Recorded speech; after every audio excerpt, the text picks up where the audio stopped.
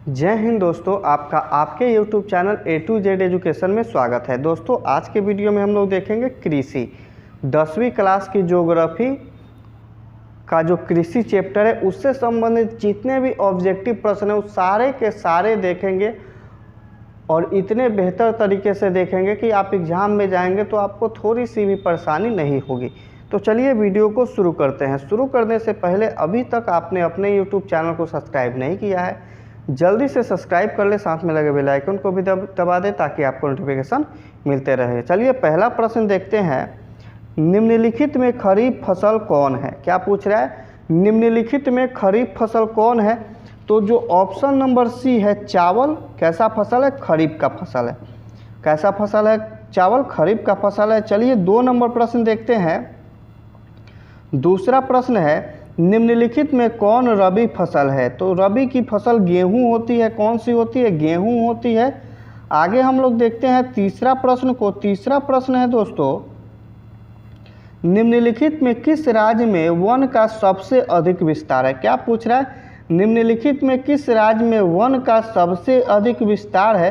तो मध्य प्रदेश में जो है वन का सबसे अधिक विस्तार है। किस राज्य में है? वो मध्य प्रदेश में वन का सबसे अधिक विस्तार है। अगले प्रश्न की तरफ चलते हैं। चौथा प्रश्न है दोस्तों, चौथा प्रश्न हम लोग देखते हैं जूट के उत्पादन में कौन राज्य आगे हैं? तो सबसे ज़्यादा जो जूट है ये पश्चिम बंगाल में होता है। कहाँ पे होता है? पश्चिम बंगाल में होता है। ऑप्शन नंबर डी सही हो जाएगा। पांचवा प्रश्न है गेहूं के उत्पादन में कौन राज्य आगे है? तो गेहूं के उत्पादन में जो है दोस्तों ये उत्तर प्रदेश आगे है। कौन सा राज्य आगे है? उत्तर प्रदेश आगे है। ये जो उत्पादन वाला है इसका हमेशा बदलते रहता है, कभी बिहार आ जाता है, कभी पंजाब हो जाता है, तो इस बात पे आप थोड़ा सा गौर कीजिएगा। चलिए आगे हम लोग देखते हैं 6 नंबर प्रश्न को देखते हैं। चावल के उत्पादन में कौन राज्य प्रथम है? यानी कि किस राज्य में चावल सबसे अधिक उगाई जाती है? तो ये पश्चिम बंगाल में जो है सबसे ज़्यादा चावल उगाई जाती है। 7 नंबर प्रश्न को देखते हैं। 7वां प्रश्न है दोस्तों, निम्नलिखित में शीतकालीन फसल कौन है? क्या पूछ रहा है? निम्नलिखित में शीतकालीन फसल कौन है? तो गेहूं जो है शीतकालीन फसल है। क्यों है? क्योंकि ये ठंडे के दिनों में होती है। ठंडे के दिनों में इसको उगाया जाता है। आगे देखते हैं हम लोग 8 नंबर प्रश्न। कौन सा प्रश्न देखते हैं? 8 नंबर प्रश्न देखते हैं। इनमें से कौन राज्य चाय का प्रमुख उत्पादक है? तो असम तो आप जानते ही हैं चाय के लिए फेमस है ही। 9 नंबर प्रश्न देखते हैं। कहवा का सबसे अधिक उत्पादन किस राज्य में होता है? तो ये कर्नाटक में होता है। कहाँ होता है दोस्तों? कर्नाटक में होता है। आगे प्रश्न देखते हैं 10 नंबर। 10वां प्रश्न है दोस्तों, ध्यान से देखिएगा। महाराष्ट्र किस फसल की खेती के लिए प्रसिद्ध है? तो महाराष्ट्र जो है कपास के लिए प्रसिद्ध है। किसके लिए? कपास के लिए। और कपास से क्या बनता है? सूती वस्त्र बनते हैं। क्या बनता है? सूती वस्त्र। आगे के प्रश्न को हम लोग देखते हैं। 11 नंबर प्रश्न देखते हैं। उत्तर भारत का कौन सा राज्य गन्ना उत्पादन के लिए सर्वाधिक प्रसिद्ध है? क्या पूछ रहा है? उत्तर भारत। क्या पूछ रहा है? उत्तर भारत का कौन सा राज्य गन्ना उत्पादन के लिए सबसे प्रसिद्ध है? तो आंसर हो जाएगा उत्तर प्रदेश। क्या हो जाएगा? उत्तर प्रदेश हो जाएगा राइट आंसर। चलिए अब 12 नंबर प्रश्न को देखते हैं हम लोग। 12 नंबर प्रश्न है मूंगफली का सबसे बड़ा उत्पादक राज्य कौन है? क्या पूछ रहा है? मूंगफली का सबसे बड़ा उत्पादक राज्य कौन है? तो मूंगफली जो है दोस्तों सबसे ज़्यादा ये कहाँ होती है? गुजरात में होती है। कहाँ होती है? गुजरात में होती है। आगे के प्रश्न को हम लोग देखते हैं। 13 नंबर प्रश्न है दक्षिण भारत में सर्वाधिक गन्ना उत्पादन करने वाला राज्य कौन सा है? तो ये महाराष्ट्र है। कौन सा है?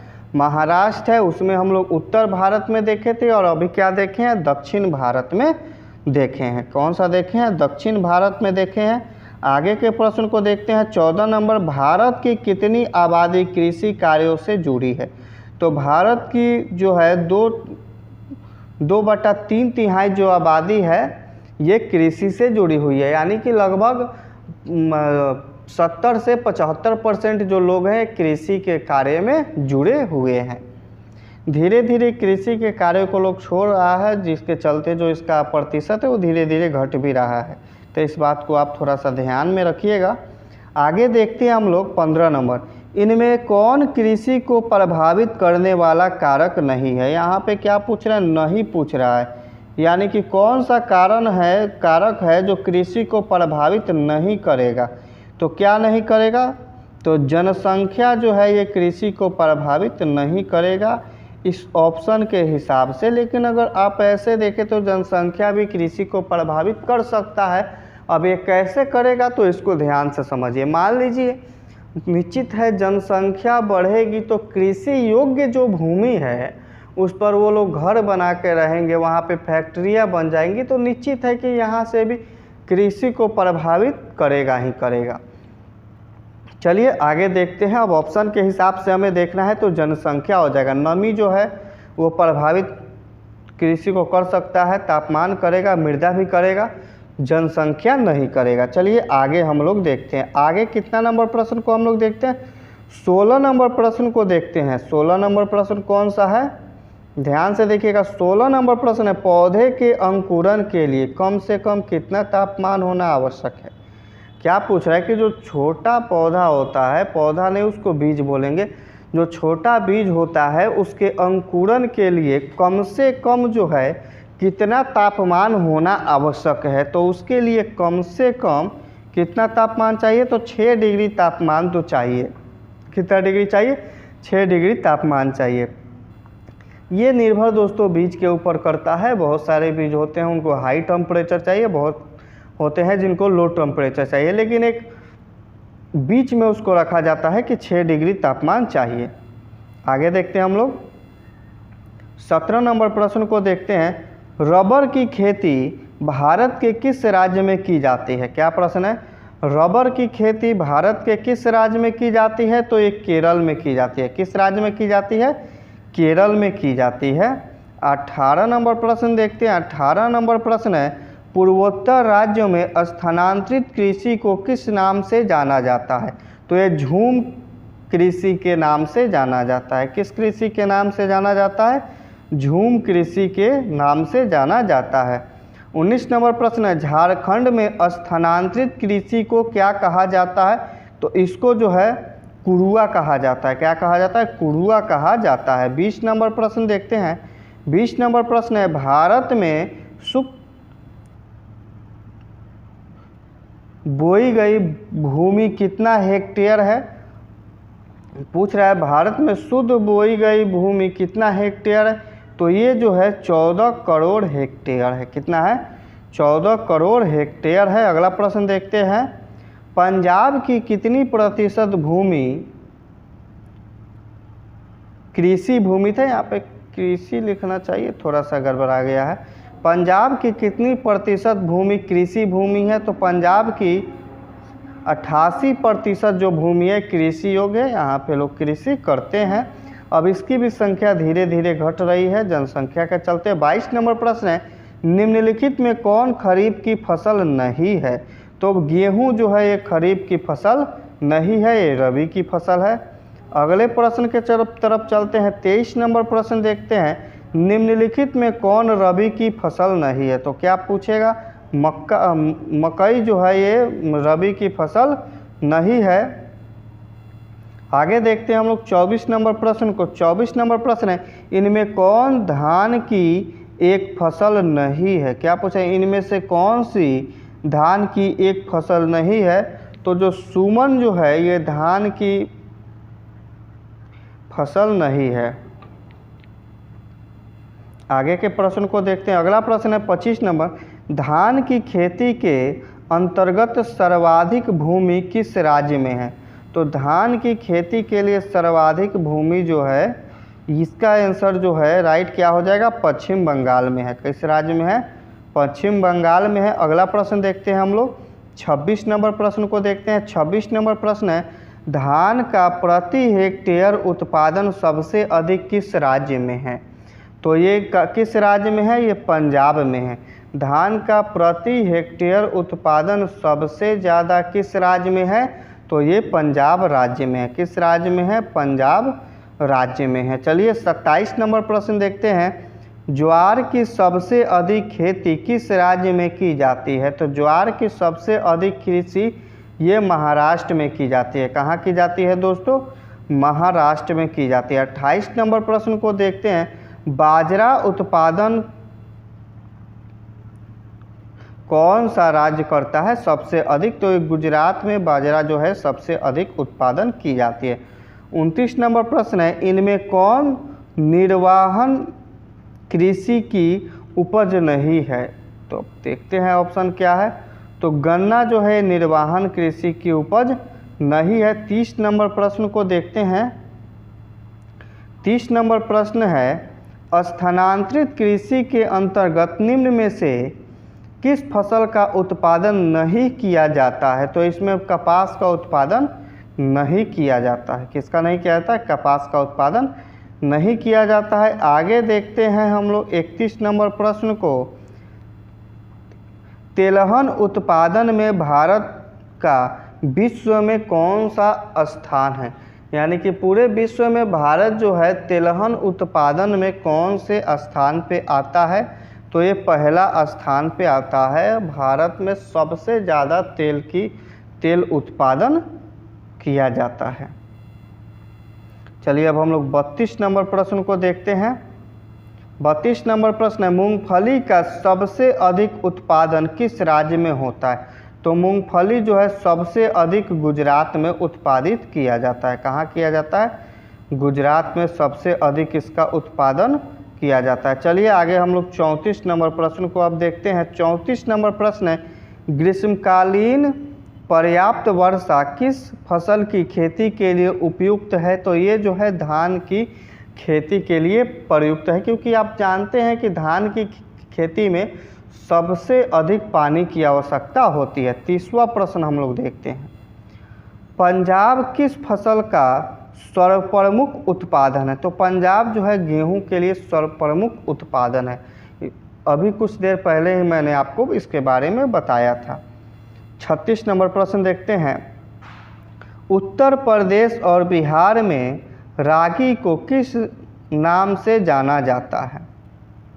तो उत्तर प्रदेश और बिहार में रागी को किस नाम से जाना जाता है? तो इसको मड़ुआ के नाम से जाना जाता है। किस नाम से? मड़ुआ के नाम से इसको जाना जाता है। 37 नंबर प्रश्न है। इनमें से कौन दलहन की फसल नहीं है? क्या पूछ रहा है? दलहन की फसल। तो आप देख सकते हैं बाजरा जो है ये दलहन की फसल नहीं है। 38 नंबर प्रश्न देखते हैं।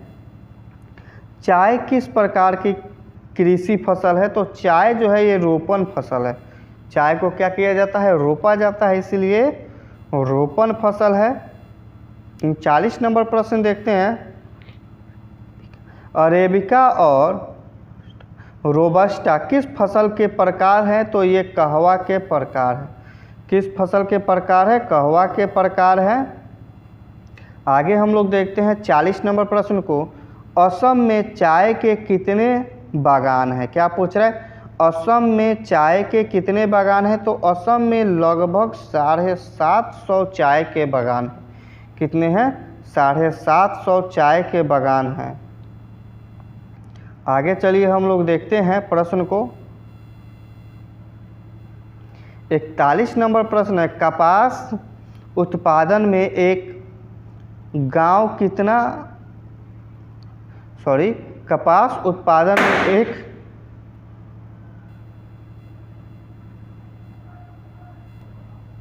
41 नंबर प्रश्न है। कपास उत्पादन में एक गांठ कितना किलोग्राम का होता है? क्या पूछ रहा है कि कितना किलोग्राम का होता है? तो इसमें एक गांठ जो है 170 किलोग्राम का होता है। 42 नंबर प्रश्न को देखते हैं। 42 नंबर प्रश्न है। भारत का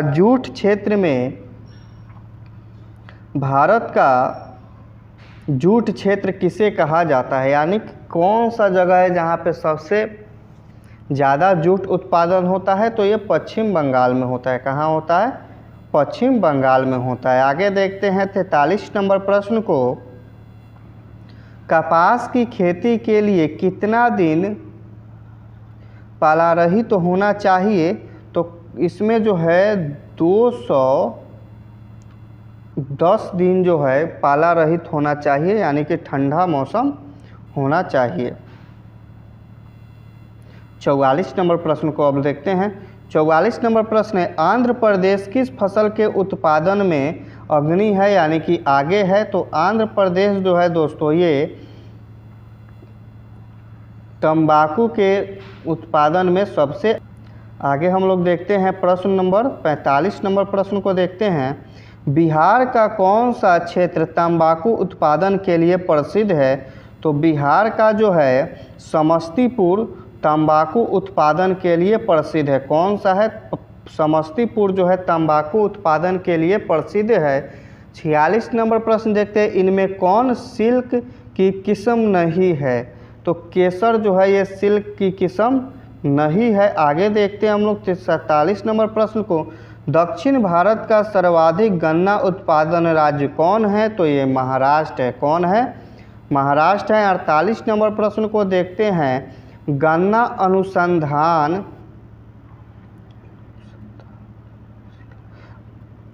किस शहर में है। तो ये जो है कोयम्बटूर में है। कहाँ पे है, कोयम्बटूर में है। 49 नंबर प्रश्न को देखते हैं, गन्ना की केंद्रीय अनुसंधानशिला कहाँ स्थापित है। तो ये कहाँ पे है, ये लखनऊ में है। कहाँ पे है, लखनऊ में है। आगे हम लोग देखते हैं 50 नंबर प्रश्न, शस्य गहनता को प्रभावित करने वाला कारक नहीं है। तो क्या नहीं है, जनसंख्या नहीं है। दोस्तों आज के वीडियो में हम लोग 85 प्रश्न को देखते हैं। अगले वीडियो में जितना भी प्रश्न बचा हुआ है उसको भी देख ले। वीडियो ज़्यादा लंबा नहीं हो इसके लिए जो है सो इसको छोटा छोटा बनाया जा रहा है। धन्यवाद।